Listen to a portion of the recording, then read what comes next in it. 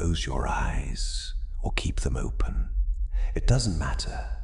You've been running from this moment since the day you learned your own name. You're sitting there in the glow of your screen, a digital campfire for a soul that lost its way in the woods of modern convenience. You click this because you're hungry, not for information, but for the silence you're too terrified to face. You think you're listening to me, but look closer, listen deeper. I am not out there. I am the hum in your nose. I am the itch behind your eyes. I am the voice you spent a lifetime trying to drown out with music, with work, with the endless, meaningless chatter of your own mind. Tonight, we aren't going to find yourself. We are going to lose the person you've been pretending to be. Do you feel that? The sudden weight in your chest. That is the beginning of the truth. But what is this truth? You think it's a destination. You think that if you dig deep enough, you'll find a solid core, a real you that's been hiding. Let me shatter that hope right now. There is no core. You are a biological reaction to a world you didn't create. Yourself is a rolling snowball of trauma, copied habits, and the desperate need to belong. Imagine a room filled with mirrors. You walk in and you see 1,000 versions of yourself. Which one is real? The one that smiles? The one that's angry? No. The only thing that's real is the space between the mirrors. The empty air. That is what you are. A vast, terrifying nothingness that spent 20, 30, 40 years convinced it was a person. You spend your life decorating a prison cell you'll never leave. You call it ambition. You chase the horizon thinking there is a throne waiting for you at the end of the race. But let me tell you a secret. The horizon is an illusion of the eye, not a physical place. You've been running for so long that you've forgotten why you started. You want success because you're afraid of being forgotten. You want love because you can't stand being alone with the stranger in your head. You are building a monument to a person who doesn't exist, using time you don't actually have.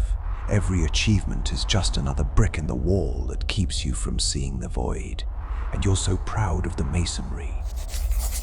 You are not the protagonist of a story. You are the blank page that the world is writing its nonsense on. Let's talk about the great lie.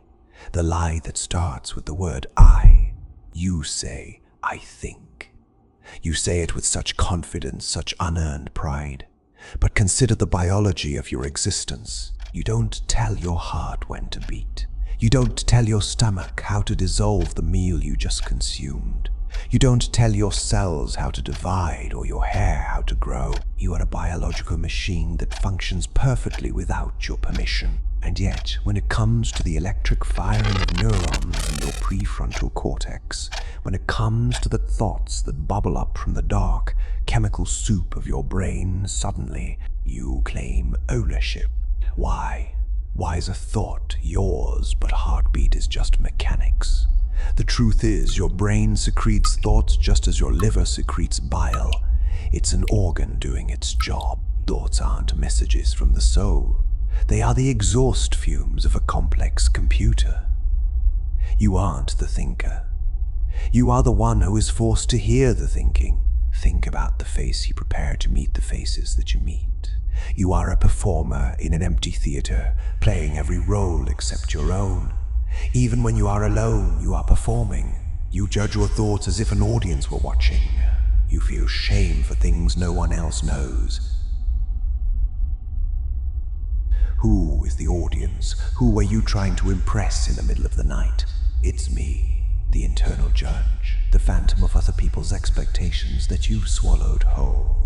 You are a ghost inhabiting a costume, terrified that if you stop acting, the world will realize there was never anyone under the mask. You are a shadow looking for a light source that isn't there. You are the ground where the weeds grow, and you have the audacity to think you're the gardener. You aren't even the owner of your own house. You're just the tenant, and the landlord is an ancient, chaotic animal that lives in your brainstem. It wants to eat. It wants to survive. It wants to hide.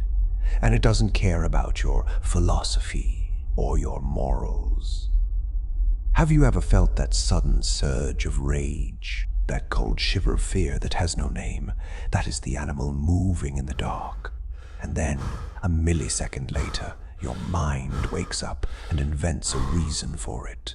I'm angry because they were rude, you say. No, you are angry because your biology demanded a fight, and your mind is just the PR agent trying to make a monster look like a gentleman. You are a ghost haunted by the chemistry of a beast. The beast doesn't just move in the dark, it dictates the terms of your surrender. You think your personality is unique, but it's just a set of survival strategies passed down through blood and bone. Your anxieties are the echoes of ancestors who survived because they were afraid of every shadow. Your cravings are the desperate hunger of creatures that died millennia before you were born. You are a biological puppet show, where the strings are made of DNA and the script was written by the brutal necessity of evolution. Your morality is just a social lubricant to keep the gears of the tribe from grinding. You are a vessel for genes that want to outlive you, and once they're done with you, they will discard you like a used shell. And you call this living. Listen to the quality of that internal monologue. Who is speaking right now? Not my voice, but the one reacting to me. The one that says, this is dark, or this makes sense, or I don't like this. Trace that voice back through the tunnel of your history. Listen to the cadence. It sounds like your father's disappointment. It carries the rigid, moralistic weight of a grandmother who's been dead for 20 years. It has the desperate, pleading tone of a teenager who just wanted to be liked. You are not a unique individual. You are a biological archive of dead people's opinions. Your personality is a patchwork quilt made of scraps you stole from teachers, movies, and broken lovers. You are a puppet woven from the threads of 1,000 years of social engineering. And you have the nerve to call the twitching of your strings free will. Every choice you've ever made was filtered through a lens you didn't grind, polished by hands you'll never meet. You are a radio playing a broadcast from a station that went off the air decades ago, and you're convinced you're the one writing the music. Consider the bars of your cage. They aren't made of iron, they are made of words. You cannot think a thought for which you do not have a word.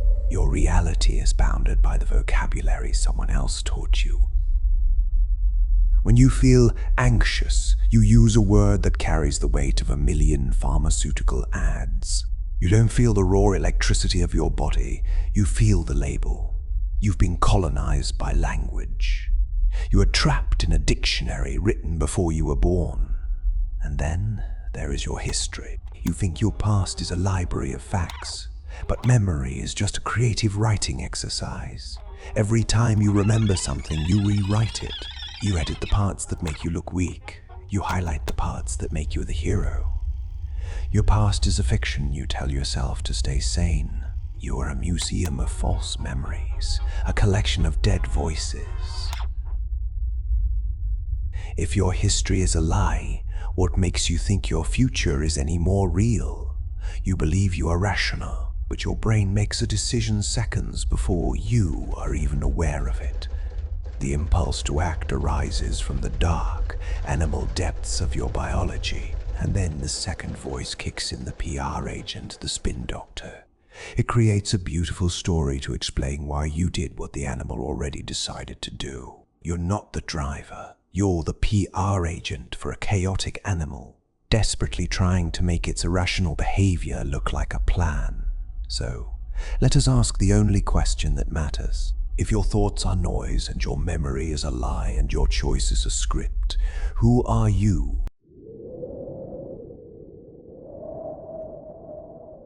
Don't reach for an answer. The answer is another thought, another lie. Stop. Listen to the space between the words. You are not the voice. You are the silence that hears it. But the silence is nothing, and in that nothingness, You are finally free. Tonight, when the lights are out, just watch the marble crack. Don't argue, don't agree, just observe. I am the second voice, and I am the only one telling you the truth. Sleep well. If you can still figure out who it is that's sleeping, visual statue shatters.